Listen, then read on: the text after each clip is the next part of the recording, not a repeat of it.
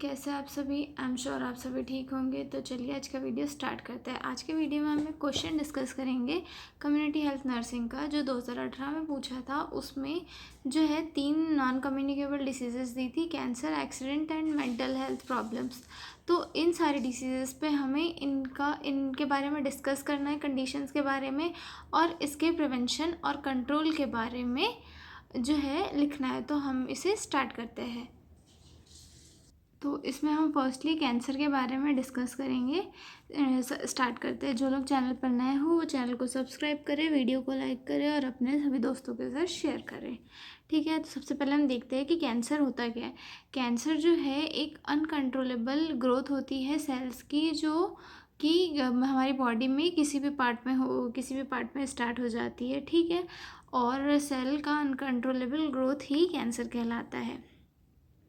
ठीक है, इंट्रोडक्शन देखते हैं। Cancer is a disease where abnormal cells grow uncontrollably and spread in the body. It can affect any organ and may be life threatening if not treated early. यानी कि cancer एक ऐसी disease है जिसमें जो हमारी सेल होती है वो एबनॉर्मल तरीके से अनकंट्रोल होकर जो है ग्रोथ करने लगती है हमारे बॉडी में। और ये कभी कभी क्या होता है, किसी पर्टिकुलर एरिया में ग्रोथ करती है जब ये मैलिग्नेंट नहीं होती, लेकिन जब ये धीरे धीरे बढ़ती जाती है तब ये मैलिग्नेंट होकर हमारी ऑल ओवर बॉडी में ग्रोथ कर जाता है। और ये एक टाइम पे क्या होता है, हमारा जो है एक लाइफ थ्रेटनिंग कंडीशन क्रिएट कर देता है अगर इसे पहले ट्रीट नहीं किया जा सकता है जाता है तो। ठीक है, अब इसका डेफिनेशन देखेंगे। Cancer is a disease where some cells in body grow abnormally and spread uncontrollably. It can affect any part of body and may form lump or tumours. यानी कि कैंसर एक ऐसी डिसीज़ है जिसमें सेल जो है हमारी बॉडी की वो ग्रोथ करती है ये हमारे बॉडी के पार्ट को, फंक्शनिंग को अफेक्ट करती है। और अगर ये सीवियर इस पर बढ़ जाए तो हमारे जो बॉडी है उसमें ट्यूमर्स को फॉर्म कर देती है या फिर लम्प्स को फॉर्म कर देती है। करंटली इंडिया में जो है सबसे ज़्यादा फीमेल्स में ब्रेस्ट कैंसर शो हो रहा है, जो कि बहुत ही सीवियर इसमें बढ़ता जा रहा है। एक टाइम ऐसा था जब इंडिया में कैंसर मतलब बहुत कम इसमें देखा जा रहा था, लेकिन अभी का टाइम ऐसा है कि कैंसर एक बहुत ही कॉमन डिसीज़ हो गई है। इवन एक कम्युनिकेबल डिसीज़ जैसे उसके केसेस जो है सामने आ रहे हैं। ठीक है, अब इसके रिस्क फैक्टर के बारे में स्टडी करते हैं। सबसे फर्स्ट आता है इसमें स्मोकिंग में, जैसे कि जो पर्सन टोबैको या फिर ऐसी चीज़ का कंजप्शन करता है तो उसके शरीर की क्या होती है, इम्यूनिटी तो वीक होती है, साथ में उसके शरीर में कैंसर सेल जो है डेवलप होने लग जाती है, क्योंकि टोबैको जो है एक कैंसर का सबसे बड़ा रीज़न है। ठीक है, चोविंग टोबैको, अल्कोहल भी जो है कैंसर का एक बहुत ही बड़ा रीज़न है। Diet such as high fat intake, जो फैट होता है हमारे शरीर के लिए बहुत ही हानिकारक होता है, जिसकी वजह से क्या होता है कि बॉडी में हमारी इम्यूनिटी एक तक वीक होने लग जाती है, फैट जमने लग जाता है, और जिसके कारण क्या होता है हमारे इसमें कैंसर सेल का डेवलपमेंट स्टार्ट हो जाता है। ठीक है, फोर्थ है diet such as high fat diet. Then आता है exposure to chemical such as benzene, arsenic, asbestos and vinyl fluoride. जो ये केमिकल है ये किसी न किसी इस पे हमारे इसमें एक्सपोजर इनका होता है, जिसकी वजह से क्या होता है कि जो कैंसरस सेल्स है उनके डेवलपमेंट के चांसेस बढ़ जाते हैं। ये केमिकल्स क्या करते हैं, हमारी बॉडी को हार्म करते हैं और जो कैंसर डेवलपमेंट है उसके लिए रिस्पॉन्सिबल होते हैं। ठीक है, hepatitis A and C virus, hepatocellular carcinoma यानी कि लिवर में जो कार्सिनोमा होता है उनके लिए हेपेटाइटिस ए और सी वायरस जो रिस्पॉन्सिबल होता है। हम कंटामिनेटेड फूड या फिर ऐसा कुछ खाते हैं जिसकी वजह से क्या होता है, जो हेपेटाइटिस वायरस है वो हमारी बॉडी में एंटर करता है, हमारे लिवर को इन्फ्लाम करता है, उसमें स्वेलिंग लाता है, और जिसकी वजह से क्या होता है जब ये ट्रीट नहीं किया जाता है ठीक से तो ये सीवियर इस पे पहुँच जाता है और लिवर में कार्सिनोमा जो है कॉज करता है। ठीक है, रेडिएशन भी कैंसर का एक कॉज है। देन आता है air pollution and pesticides. Air pollution, air water pollution and pesticide. Air currently क्या है, जो बहुत सारी मतलब गाड़ियाँ चलती है जिनका धुआं निकलता है, या फिर बहुत सारी इंडस्ट्रीज़ है जिनका केमिकल भरा धुआं निकलता है, हमारी बॉडी के अंदर जाता है, जो उससे हमारा इम्यून सिस्टम वीक होता है और बहुत सारी बीमारियाँ धीरे धीरे ग्रोथ करने लगती है। वाटर पोल्यूशन, हम कंटामिनेटेड वाटर को जो है हमारी बॉडी में इनटेक कर लेते हैं, जिसकी वजह से क्या होता है कि अलग अलग टाइप के केमिकल बैक्टीरियाज हमारी बॉडी के अंदर चले जाते हैं, जो कि हमें हार्म करना स्टार्ट कर देते हैं। ठीक है, पेस्टिसाइड जो है एक बहुत ही कॉमन कॉज है कैंसर का।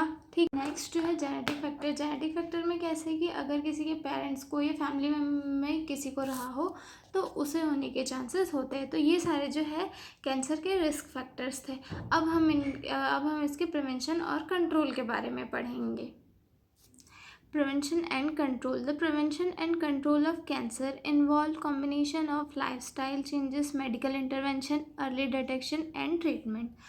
जो कैंसर का प्रिवेंशन और कंट्रोल है, इसमें प्रिवेंशन में हम ये देखते हैं कि सबसे पहले तो लाइफस्टाइल अगर मेंटेन रही तो उसमें कैंसर होने के चांसेस बहुत कम हो जाते हैं। दूसरा कि अर्ली डिटेक्शन, यानी कि ब्रेस्ट सेल्फ एग्जामिनेशन या फिर जो स्क्रीनिंग होती है कैंसर के लिए, वो करवा के जो है इसका पहले ही डिटेक्शन करवाया जा सकता है, जिससे कि कैंसर कम स्टेज पर होता है तो उसे पहले ही ट्रीट किया जा सकता है। ठीक है, अब इसमें prevention and prevention of cancer. Avoid risk factors, यानी कि रिस्क फैक्टर को अवॉइड करना, जैसे कि हमने पढ़ा था स्मोकिंग, अल्कोहलिज्म, या फिर फैटी डाइट, या केमिकल जैसे कि एस्बेस्टॉस, आर्सेनिक, ये सारे जो रिस्क फैक्टर्स हैं इनके कांटेक्ट में ना आना या फिर इनको अवॉइड करना। अगर इनको अवॉइड किया तो चांसेस इम्प्रूव हो जाते हैं कि हम कैंसर से ग्रस्त ना हो। ठीक है,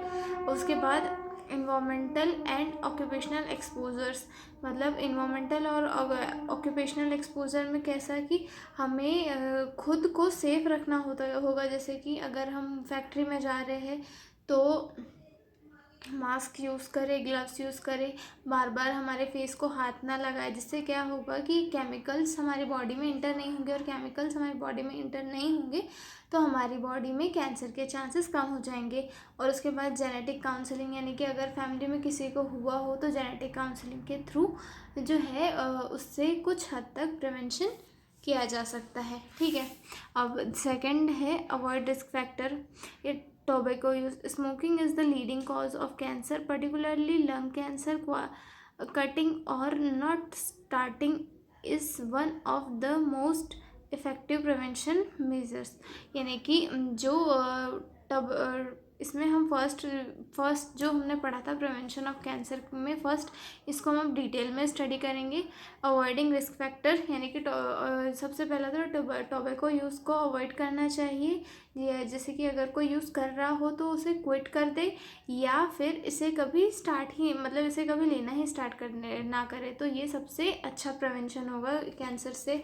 देन सेकेंड है diet and physical activity. A healthy diet and regular physical activity can reduce the risk of several cancer, including colorectal and breast cancer. अगर हम प्रॉपरली एक्सरसाइज, हेल्थी डाइट, ये सारी चीज़ें लेंगे तो हमारी बॉडी में कैंसर के चांसेस कम हो जाएंगे। मोस्टली जो है ब्रेस्ट कैंसर एक्सरसाइज और हेल्थी डाइट से इसके चांसेस कम हो सकते हैं। ठीक है, थर्ड है अल्कोहल कंजप्शन।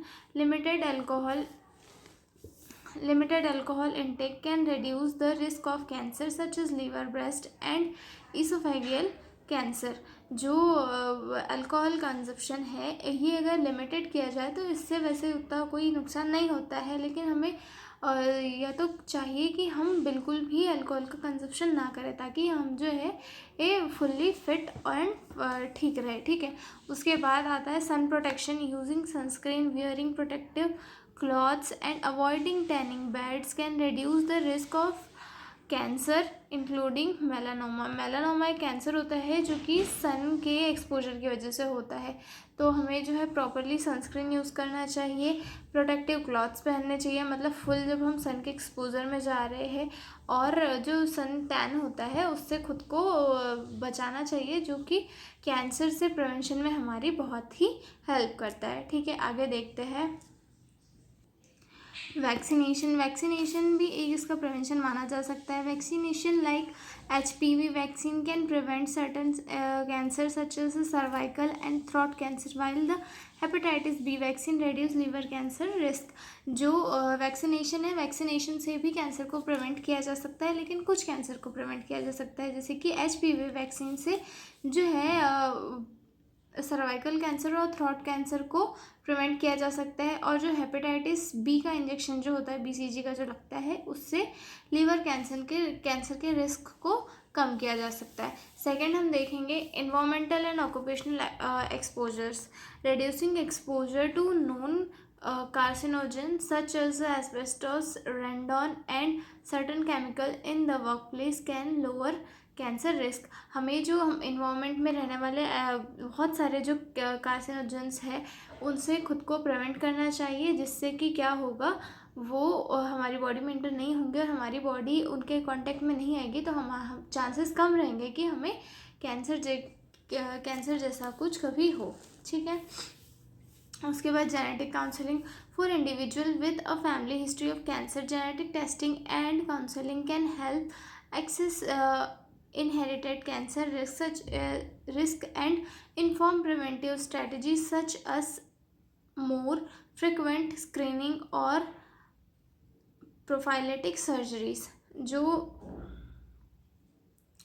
जेनेटिक जो भी पर्सन है जिनकी फैमिली में किसी को कभी कैंसर रहा हो, तो उन लोगों को अपने जो काउंसलर्स है उनसे जेनेटिक काउंसलिंग करवानी चाहिए, जिससे कि उनकी प्रॉपरली स्क्रीनिंग होती रहे, अर्ली डिटेक्शन हो जाए। क्योंकि जेनेटिक के थ्रू भी एक पर्सन से दूसरे पर्सन में कैंसर के सिम्टम्स, कैंसर के मतलब फादर से जो है बच्चा, उसमें कैंसर होने के चांसेस हो सकते हैं। तो जो पर्सन होते हैं उनकी जिनकी फैमिली में किसी को कैंसर रहा हो, तो उन्हें जेनेटिक काउंसलिंग करानी चाहिए। जेनेटिक काउंसलिंग के थ्रू फिर उनके बाद में उन्हें स्क्रीनिंग करानी चाहिए, ताकि उन्हें जो है फ्रिक्वेंट कैंसर के बारे में सारी जानकारी मिल सके और उनका ट्रीटमेंट हो सके। ठीक है, अब हम इसके कंट्रोल के बारे में पढ़ेंगे।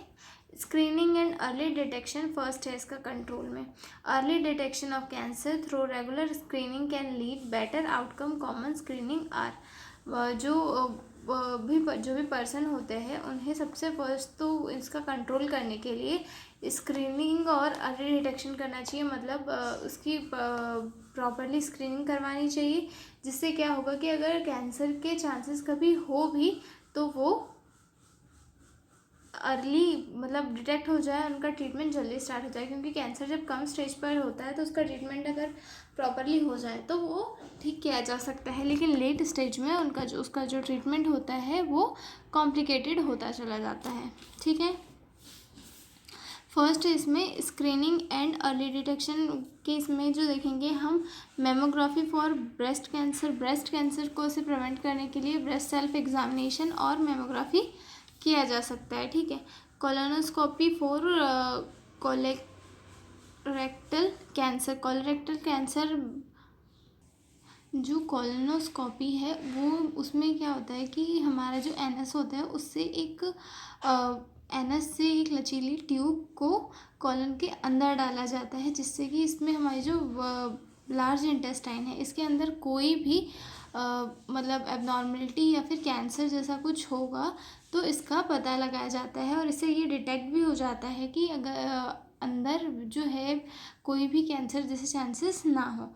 ठीक है, pap smear and HPV test for cervical cancer. Pap smear जो होता है, पॉप स्मीयर करके एक टेस्ट होता है जिसमें कि जो सर्वाइकल कैंसर का पता लगाने के लिए किया जाता है। इसमें क्या होता है, हम जो फीमेल का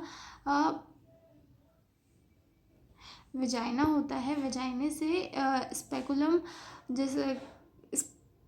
जैसा एक मतलब इंस्ट्रूमेंट होता है जिसे डाला जाता है और वहाँ से जो है वहाँ की सेल्स का एक सैंपल लिया जाता है और उस सैंपल को टेस्ट के लिए भेजा जाता है। उस सैंपल से पता चलता है कि जो है कैंसर, उसकी कैंसर सेल डेवलप हो रही है या नहीं हो रही है, तो इससे उसका पता लगाया जाता है। सेकंड देखेंगे हम medical treatment. Removing tumour can be effective for localised cancer. जो जगह जगह पे कहीं पर अगर छोटा भी ट्यूमर हुआ है तो उससे ट्रीट किया, उसे जो है रिमूव करके कैंसर से होने से बचा जा सकता है। ठीक है। Immunotherapy boosting the body immune system to fight cancer more effectively. Immunotherapy में क्या होता है, हमारा जो इम्यून सिस्टम है उसे इम्प्रूव किया जाता है जिससे कि जिससे कि हमारा इम्यून सिस्टम कैंसर से लड़ता है और बॉडी को अच्छी रख के जो है हमें बचाता है। ठीक है।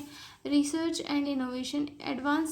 Advances in cancer research are leading to new way to controlling cancer, यानी कि नई नई रिसर्च जो है कैंसर से हमें बचाती है। ठीक है। तो ये हमने देखा कैंसर का। अब हम सेकंड जो हमारा अगला वीडियो होगा उसमें एक्सीडेंट वाला देखेंगे, और जिसमें थर्ड क्वेश्चन है मेंटल हेल्थ इलनेस, ये मैं पहले ही मेरे चैनल पर पोस्ट कर चुकी हूँ, तो आप लोग वहाँ पर जाके देख सकते हैं। तो तब तक के लिए बाय बाय।